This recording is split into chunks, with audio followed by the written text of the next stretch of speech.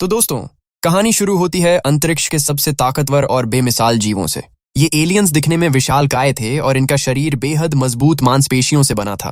अपनी उन्नत तहजीब की विरासत को आगे बढ़ाने के लिए इनमें से एक एलियन ने तय किया कि वो किसी दूर दराज ग्रह पर जीवन का बीज बोएगा। बिना एक पल गंवाए उसने काले तरल पदार्थ से भरा एक गिलास उठाया और उसे एक ही बार में गटक गया। लेकिन अगले ही पल जो हुआ वो बड़ा ही भयानक था।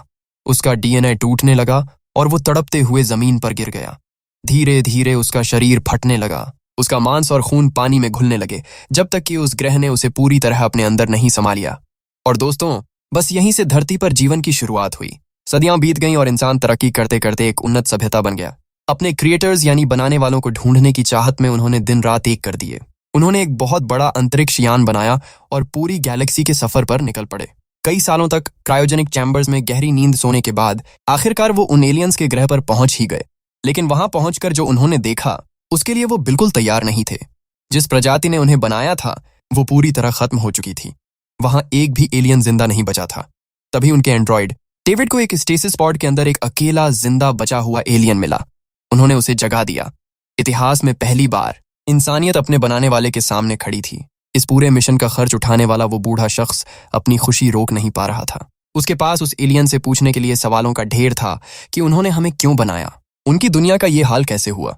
लेकिन आखिर में उसने डेविड के जरिए सिर्फ एक ही सवाल पूछा कि वो हमेशा के लिए जिंदा कैसे रह सकते हैं। एलियन ने कोई जवाब नहीं दिया। इसके बजाय उसने बड़े आराम से डेविड को ऊपर उठाया और अगले ही पल उसकी गर्दन मरोड़ दी। पूरे कमरे में अफरा तफरी मच गई। क्रू ने लड़ने की कोशिश की, लेकिन उस एलियन ने एक एक करके सबको खत्म कर दिया। सच तो ये था कि ये ग्रह उनका असली घर नहीं बल्कि एक मिलिट्री रिसर्च आउटपोस्ट था। उनका प्लान था कि वो अपने जहाज में बायोलॉजिकल वेपन्स भरेंगे, धरती पर जाएंगे और अपनी ही बनाई हर चीज को मिटा देंगे। लेकिन तभी कुछ गड़बड़ हुई। जहाज यहीं क्रैश हो गया और उस एलियन को गहरी नींद में जाना पड़ा। अब जब इंसानों ने उसे जगा दिया था तो वो बस वही काम पूरा कर रहा था जहां उसने छोड़ा था। कहानी अब पीछे जाती है साल 1989 में, एक गुफा के अंदर, जहां दो आर्कियोलॉजिस्ट एलिजाबेथ और उसका पति चार्ली कुछ पुरानी तस्वीरें ढूंढते हैं। उनमें से एक तस्वीर में एक बड़ा सा जीव अपने भगवान की पूजा कर रहा है। ये जीव आम इंसान से कहीं ज्यादा बड़ा है और आसमान में 3 अलग अलग ग्रहों की तरफ इशारा कर रहा है। इन तस्वीरों को देखते ही एलिजाबेथ इमोशनल हो गई। उसे लगा जैसे उसे वो मिल गया है जिसे वो जिंदगी भर ढूंढ रही थी। यहाँ से हम एलिजाबेथ के बचपन में जाते हैं, जहां दिखता है कि वो हमेशा से सवालों के जवाब ढूंढती थी। हमें किसने बनाया, हम इस दुनिया में कैसे आए, लोग अलग अलग धर्मों और भगवानों को क्यों मानते हैं। सीन अब सीधा 1989 से साल 2193 में जंप करता है, जहां एक बड़ा सा स्पेस शिप प्रोमीथियस दिखाई देता है। ये शिप अपने मिशन पर निकल चुका है और इसमें कुल 17 लोग सवार हैं, जिनमें एलिजाबेथ और चार्ली भी शामिल हैं। लेकिन उनके बीच एक ऐसा शख्स भी है जो दिखने में तो इंसान है पर असलियत में एक एआई रोबोट है जिसका नाम है डेविड। इस रोबोट को वेलैंड कॉरपोरेशन ने बनाया है। इस कंपनी का सीईओ पीटर वेलैंड एक बहुत ताकतवर आदमी है जिसने इस पूरे मिशन का पैसा लगाया है। उसे उम्मीद है कि वो एक ऐसा सच ढूंढ निकालेगा जो आज तक किसी को नहीं पता चला। सफर बहुत लंबा है, इसलिए शिप के सारे सदस्य क्रायो स्लीप में सो रहे हैं, एक ऐसा सिस्टम जो एस्ट्रोनॉट्स को सालों तक बिना उम्र बढ़े सोने की इजाजत देता है। इस दौरान डेविड, जो कि एक रोबोट है, अकेला जागा रहता है। वो शिप की हर चीज पर नजर रखता है, ऑपरेशंस संभालता है और शायद वो कुछ ऐसा जानता है जो बाकी किसी को नहीं पता। कुछ देर बाद शिप में अचानक एक अलार्म बजने लगता है। ये इशारा था कि वो अपनी मंजिल के बहुत करीब है। ग्रह अब साफ दिखाई दे रहा था। जैसे जैसे स्पेसशिप ग्रह के करीब पहुंचा, क्रायो स्लीप चैम्बर्स खुलने लगे और क्रू के सदस्य धीरे धीरे होश में आने लगे। इतनी लंबी नींद के बाद शुरुआत में उनका शरीर थोड़ा कमजोर लग रहा था, पर जल्द ही सब नॉर्मल हो गया। यहीं पर मेरेडिथ नाम की एक महिला की एंट्री होती है जो इस मिशन की इंचार्ज है। शिप पर हर किसी को उसका हुक्म मानना पड़ता है। मेरेडिथ असलियत में पीटर वेलैंड की बेटी है। वो एलिजाबेथ और चार्ली का इंट्रो बाकी क्रू से करवाती है। उनका सपना आखिरकार पूरा होने वाला था, लेकिन आगे क्या होने वाला है इसके लिए कोई भी तैयार नहीं था। वेलैंड ने इस रिसर्च में पैसा इसलिए लगाया था ताकि सच सामने आ सके, पर उसका असली मकसद कुछ और ही था। पीटर वेलैंड ने डेविड को बनाया था सिर्फ एक मशीन नहीं, बल्कि इंसानों से कहीं ज्यादा समझदार और उन्नत जीव जो कभी थकता नहीं। डेविड को देखकर पीटर खुद को एक क्रिएटर समझने लगा था, लेकिन एक सवाल उसे हमेशा परेशान करता, हमें किसने बनाया। एलिजाबेथ और चार्ली को सिर्फ स्कॉटलैंड की गुफा में नहीं बल्कि दुनिया के कोने कोने में ऐसी ही तस्वीरें मिली थीं। हर जगह वही अजीब सा जीव आसमान के ग्रहों की तरफ इशारा कर रहा था। ऐसा लग रहा था जैसे वो इंसानों को वहां आने का न्योता दे रहे हों। इसी वजह से एलिजाबेथ और चार्ली इस दूर दराज के ग्रह LV-223 पर पहुंचे। जब स्पेसशिप ग्रह के एटमॉस्फेयर में दाखिल हुआ तो ऊपर से देखने पर यह जगह किसी जन्नत जैसी लग रही थी। एकदम शांत और खूबसूरत। लेकिन तभी चार्ली की नजर एक एकदम सीधी सड़क पर पड़ी। अगर ये ग्रह कुदरती होता तो ऐसी सड़क वहां नहीं होती। उसके बगल में एक डोम जैसा स्ट्रक्चर भी था जो साफ साफ इंसानों या किसी समझदार जीव का बनाया हुआ लग रहा था। क्रू के बीच एक उम्मीद जाग गई। शायद उनके सवालों के जवाब इसी डोम के अंदर है। बिना वक्त गंवाए वो वहां लैंड कर गए और एक गाड़ी में सवार होकर डोम की तरफ निकल पड़े। जैसे जैसे वो करीब पहुंचे, माहौल अजीब होने लगा। डोम के अंदर कदम रखते ही एक सन्नाटा सा छा गया। वो लोग स्कैन करते हुए आगे बढ़े। चार्ली एक जगह रुक गया क्योंकि वहां की हवा अलग थी। उसने अपना हेलमेट उतारा तो देखा कि वहां की हवा में धरती की तरह ही ऑक्सीजन थी। वो खुशी से झूम उठा। इसका मतलब था कि यहाँ इंसान या इंसान जैसे जीव रह सकते हैं। पूरे ग्रह पर बिना ऑक्सीजन के रहना नामुमकिन था, पर यह जगह जैसे खास तौर पर रहने के लिए ही बनाई गई थी। इधर डेविड की नजर दीवार पर लिखी कुछ अजीब बातों पर पड़ी। भाषा अनजान थी, पर डेविड ने अपने एडवांस्ड प्रोग्राम से उसे समझ लिया। जैसे ही उसने अपना हाथ दीवार पर फेरा, एक होलोग्राम चलने लगा। स्क्रीन पर बड़े बड़े जीव दिखाई दिए जो इंसानों जैसे ही थे, पर कद में कहीं ज्यादा बड़े। वो भाग रहे थे जैसे कोई चीज उनका पीछा कर रही हो। उनमें से एक जीव बच नहीं पाया और वहीं ढेर हो गया। ये देखकर क्रू थोड़ा घबरा गया। अब ये साफ था कि यहाँ सिर्फ इंसान ही नहीं, कुछ और भी रहता था। आगे बढ़ने पर उन्हें एक बिना सिर वाली लाश मिली, एक बहुत ही ताकतवर और विशालकाय शरीर। स्कैनिंग से पता चला कि उसका सिर दीवार के दूसरी तरफ गिरा है। ये वही जीव था जो होलोग्राम में दिखा था। एलिजाबेथ को यकीन हो गया कि यही हमारे बनाने वाले हैं जिन्हें वो इंजीनियर्स कहती थीं। टेस्ट से पता चला कि ये लाश कम से कम 2000 साल पुरानी है। इसका मतलब 2000 साल पहले यहाँ कुछ बहुत भयानक हुआ था जिसने सब खत्म कर दिया। डेविड ने दीवार पर लिखी चेतावनी को ध्यान से पढ़ा, जिस पर लिखा था, इस दरवाजे को कभी मत खोलना। लेकिन मिशन पूरा करने के लिए उन्हें आगे तो जाना ही था। डेविड ने चुपके से रास्ता ढूंढकर दरवाजा खोल दिया। दरवाजे के पीछे का मंजर और भी डरावना था। वहां सिर्फ सिर नहीं, बल्कि कई अजीब और दहशतनाक चीजें थीं जो किसी बड़े खतरे का इशारा दे रही थीं। अंदर जाते ही पूरा कमरा अजीबोगरीब चीजों से भरा मिला। बीच में एक बहुत बड़ी पत्थर की मूर्ति थी जो इस जगह के रहस्य को और गहरा कर रही थी। दीवारों पर बनी तस्वीरें अचानक बदलने लगीं क्योंकि क्रू के आने से वहां का तापमान बढ़ गया था। सब कुछ पिघलने लगा। तभी शिप के कैप्टन जैनिक ने रेडियो पर वार्निंग दी। एक बहुत बड़ा धूल का तूफान उनकी तरफ बढ़ रहा है। ये कोई आम तूफान नहीं था। इसमें सिलिकॉन के कण थे जो उनके सूट्स तक को पिघला सकते थे। मेरेडिथ ने सख्त हिदायत दी कि अगर वो 15 मिनट में वापस नहीं आए तो शिप के दरवाजे बंद कर दिए जाएंगे। क्रू ने जल्दी से उस इंजीनियर का सिर उठाया और बाहर की तरफ भागे। लेकिन डेविड यहाँ भी अपनी अलग गेम खेल रहा था। उसने चुपके से एक कैप्सूल चुरा लिया जिसमें एक काला चिपचिपा पदार्थ था। बाहर निकलते ही उन्हें एहसास हुआ कि तूफान उनके बिल्कुल ऊपर पहुंच चुका है। हवा इतनी तेज थी कि पत्थर तक जमीन छोड़ रहे थे। सब जल्दी जल्दी अपनी गाड़ियों में बैठे और स्पेसशिप की तरफ भागे। तूफान की रफ्तार बढ़ती जा रही थी और वो बिल्कुल उनके पीछे था। वो लोग किसी तरह शिप तक पहुंचे, लेकिन इसी भाग दौड़ में एलिजाबेथ के हाथ से वो बैग गिर गया जिसमें इंजीनियर का सिर था। बिना सोचे समझे वो उसे लेने पीछे भागी, लेकिन तभी तूफान ने उसे घेर लिया। हवा के दबाव से शिप के दरवाजे बंद होने लगे और एलिजाबेथ बाहर ही फंस गई। चार्ली उसे बचाने के लिए बाहर कूदा, लेकिन तूफान ने दोनों को हवा में उछालकर दूर फेंक दिया। चारों तरफ सिर्फ धूल और तूफान का शोर था। सबको लगा कि अब वो नहीं बचेंगे, लेकिन तभी एक और दरवाजा खुला और डेविड बड़े सुकून से रस्सी लेकर बाहर आया और दोनों को खींचकर अंदर ले गया।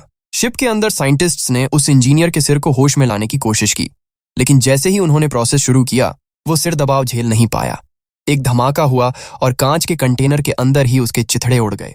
लेकिन फटने से पहले उन्होंने उसका डीएनए सैंपल ले लिया था। जब रिजल्ट आया तो सब दंग रह गए। उस एलियन का डीएनए इंसानों से बिल्कुल मैच करता था।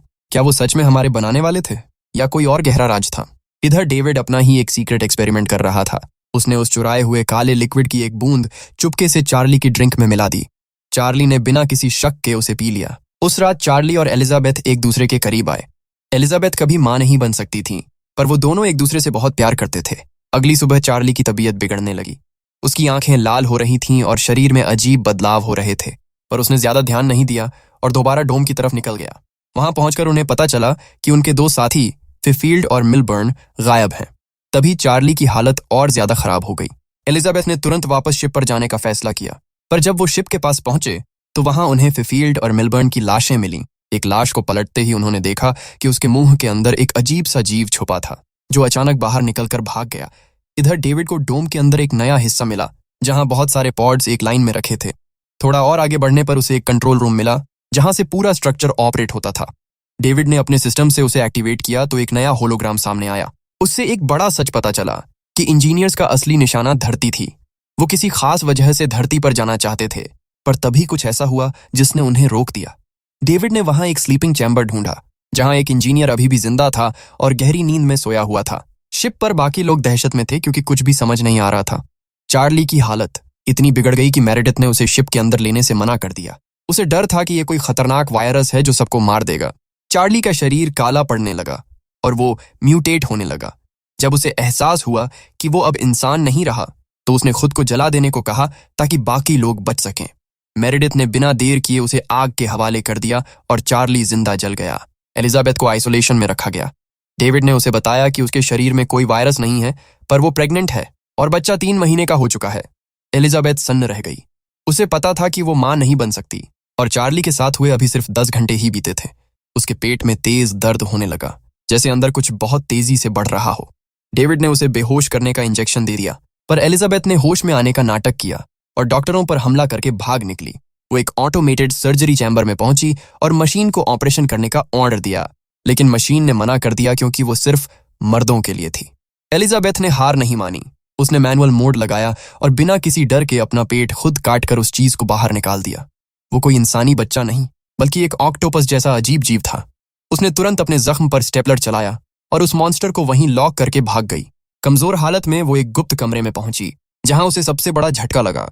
पीटर वेलैंड, जिसे सब मरा हुआ समझ रहे थे, वो जिंदा था। वो इतने वक्त से क्रायो स्लीप में था और अब जाग चुका था।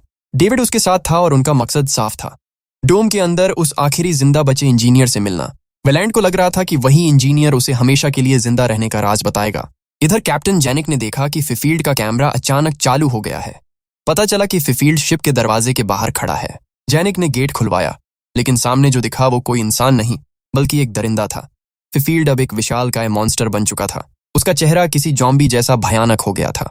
उसने क्रू पर जंगली जानवर की तरह हमला कर दिया और कई लोगों को बेरहमी से मार डाला। कैप्टन जेनिक ने बड़ी मुश्किल से उसे आग लगाकर खत्म किया। तब तक एलिजाबेथ भी वहां पहुंच गई। जेनिक अब यहां से तुरंत निकलना चाहता था, लेकिन एलिजाबेथ ने उसे समझाया कि उन्हें अभी सवालों के जवाब चाहिए। वेलैंड, डेविड और उनकी टीम उस आखिरी इंजीनियर के पास पहुंचे। एलिजाबेथ भी उनके पीछे दबे पांव चली गई।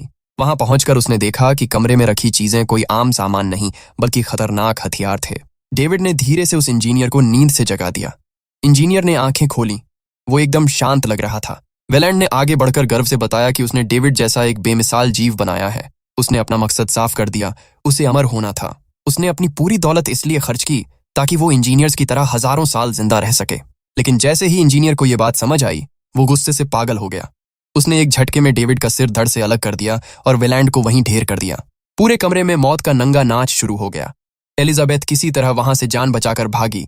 तभी कैप्टन जेनिक को एहसास हुआ कि वो डोम असलियत में एक बहुत बड़ा स्पेसशिप है। इंजीनियर ने सिस्टम एक्टिवेट किया और जहाज का रास्ता धरती की तरफ सेट कर दिया। एलिजाबेथ ने जब ये देखा तो वो समझ गई कि वो धरती को तबाह करने जा रहा है। जमीन कांपने लगी और वो विशाल जहाज हवा में उड़ने लगा। एलिजाबेथ ने जेनिक को संपर्क किया और बताया कि अगर ये एलियन धरती पहुंच गया तो सब खत्म हो जाएगा। मेरेडिथ ने इसका विरोध किया, पर जेनिक ने फैसला कर लिया था। उसने मेरेडिथ को बचने के लिए सिर्फ 4 सेकंड दिए और अपना शिप प्रोमीथियस सीधा उस एलियन जहाज से टकरा दिया। एक बहुत बड़ा धमाका हुआ। एलियन शिप टूटकर जमीन पर गिरने लगा। एलिजाबेथ और मेरेडिथ ने बचने की कोशिश की, लेकिन एलियन शिप का एक भारी टुकड़ा मेरेडिथ के ऊपर गिर गया और वो वहीं खत्म हो गई। एलिजाबेथ किसी तरह बच गई, पर उसका ऑक्सीजन खत्म हो रहा था। वो रिफिल लेने के लिए वापस शिप के अंदर भागी। अंदर उसे अजीब आवाजें सुनाई दी। उसने हाथ में कुल्हाड़ी ली और आगे बढ़ी। सर्जरी चैम्बर में उसने देखा कि जो जीव उसने अपने पेट से निकाला था वो अब एक विशाल मॉन्स्टर बन चुका था। तभी रेडियो पर डेविड की आवाज आई, जो जिंदा था। उसने चेतावनी दी कि वो इंजीनियर मरा नहीं है और वो एलिजाबेथ को मारने आ रहा है। अगले ही पल इंजीनियर वहां आ पहुंचा और एलिजाबेथ पर टूट पड़ा। एलिजाबेथ ने दिमाग लगाया और उस मॉन्स्टर वाले चैम्बर का दरवाजा खोल दिया। अगले ही पल वो अजीब एलियन मॉन्स्टर इंजीनियर पर झपट पड़ा। वो इतना ताकतवर हो चुका था कि उस विशालकाय इंजीनियर की भी एक न चली। मॉन्स्टर ने उसे जकड़ लिया और उसके अंदर कुछ इम्प्लांट कर दिया, जिससे इंजीनियर वहीं दम तोड़ गया। अब एलिजाबेथ उस अनजान ग्रह पर बिल्कुल अकेली थी। डेविड ने उससे मदद की पेशकश की। उसने बताया कि वो इंजीनियर्स की भाषा जानता है और यहाँ और भी जहाज हैं जो उसे वापस ले जा सकते हैं। पर एलिजाबेथ धरती वापस नहीं जाना चाहती थी। उसे बस एक सवाल का जवाब चाहिए था, अगर उन्होंने हमें बनाया तो वो हमें मिटाना क्यों चाहते थे। कुछ दिन बाद एलिजाबेथ एक दूसरे स्पेसशिप में बैठकर उनके ग्रह की तरफ निकल गई।